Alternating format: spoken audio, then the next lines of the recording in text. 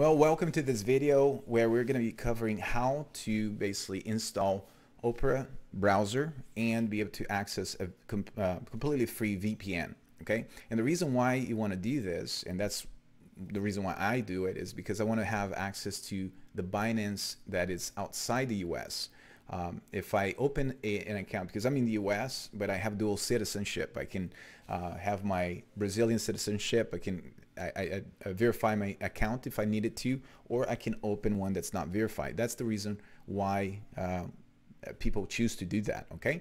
And I'm just gonna show you how it's done. So what you wanna do is you wanna go to Google and you're gonna type Opera browser download, and I'll put the link right below this video that you're watching, so you can just click the button and go to where you can download. So you're gonna click download. Obviously you know how to download, double click, and you're gonna pull up the browser. Okay, so this is the Opera browser. It's gonna appear like this.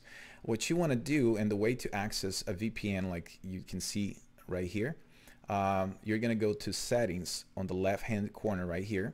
You're just gonna click, and at the very bottom you're gonna have advanced options. Okay, and then under VPN you leave it like mine, so enable, enable, enable, and boom, that little button is going to appear. So you click here, and then you can go back to virtual location, and you can select, I have it selected in Europe, and then now every time you access this browser, which I love very much, it's very cool because it saves your information, it's pretty nice every time you open it up.